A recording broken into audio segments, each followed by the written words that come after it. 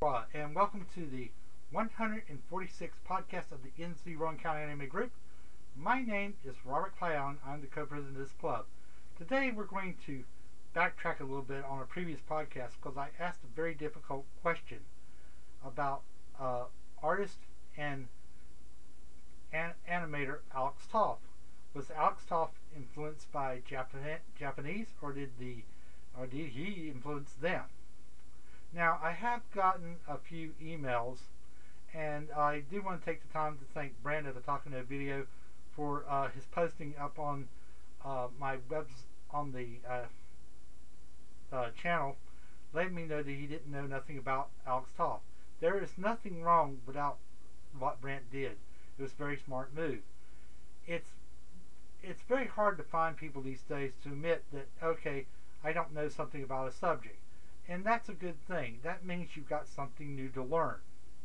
Now let me move on to Alex Toth a little bit. Alex Toth spent time on a U.S. Army base in 1954 to 1956. Later on, when Alex left the service and he was on a U.S. Army base, he went to work for Hanna-Barbera.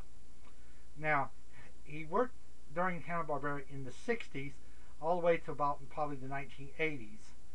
And Alex worked on, his most famous work would probably be the original Space Ghost, Josie and the Pussycats, the Herculoids, and Johnny Quest. If you've seen any of those animated features, Alex Toth worked on them. Now, Alex Toth has a strange connection to anime. During the 1970s, Sandy Franks brought over a series called Gatchaman, but retitled it and put extra animation in it. The reason why was that they felt like that Gatchaman in the original form was too violent for American television. So they put in American animation in it, and Alex Toth did the animation for 7 Sark 7 and the scenes that you saw in it. Now, 7 Sark 7 was voiced by Alan Young, who you may remember as Wilbur from Mr. Ed, and he was also too in the original Time Machine series. Alan Young was. Now let's go back to Alex Toth. That was the connection with anime with Alex Toth as far as that's concerned. Now, Alex Toth passed away in 2006 at the age of 77.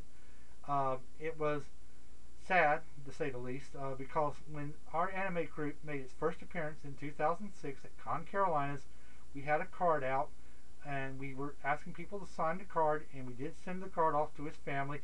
Hope that they got it, and for our deepest sympathy at that time that Alex had passed away. I wish I could do a longer segment on what Alex did as far as a comic book artist, because he was a master of shadows. Anybody who ever looked at Alex Toth's Zorro comic strips that he worked on would recognize a master when you saw one. He was very good at it. Now, let's move on. Our next meeting will be December the 4th, and we will be meeting in front of the Books A Million at 4 o'clock. At 4:35, we're going over to a person's home to have our Christmas party and our anniversary party. We are asking people to please bring stuff for this party. And if you can email me and let me know what you're bringing, you can contact me at artist24 underscore, RCA underscore artist24 together at yahoo.com. Repeating that again, RCA underscore artist24 at yahoo.com. Please let us know that you're coming. Also too, in January will be Ikeban Con, or Ikebanbashi, and that will be at the Marriott Charlotte Executive Park.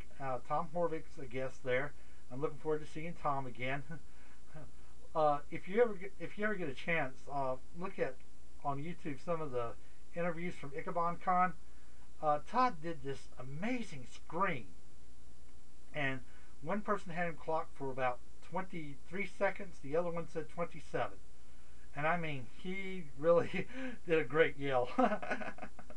I couldn't do that. Not in a lifetime. Okay, let's move on. If you see me at that convention, please feel free to ask me questions. Stop me in the hallway. Eat with me. If you see me, if you recognize me and stuff, I'm a very sociable person. I plan to work at this convention and work very hard, and I love to talk to people about animation.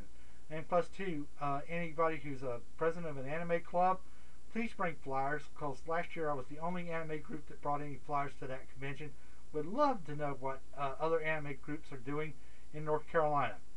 All right, January the 15th, we will be meeting again in front of the Books A Million at 5 o'clock. At 5:30, we're going to be going over to watch The Melody of Oblivion.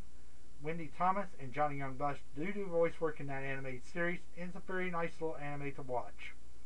Also, too, What the Hell Con will be February the 4th through the 6th, and I hope to see you there, and I hope that I can get a chance to interview some of my friends and stuff at What the Hell Con and get some new podcasts and let you guys really experience that convention as well as Ikamonkashi as well, because I plan to do some podcasting there as well.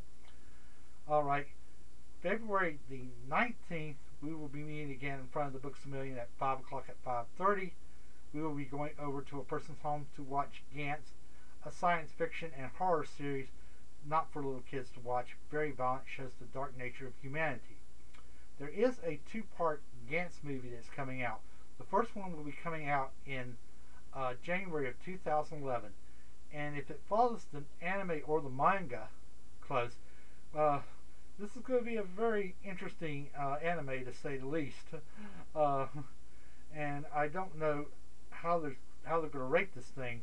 If they stay too close to the manga and the anime series, it's going to probably end up being a rated R film. Don't really know. Well, this is it for now, and I wish you a very good day. Goodbye.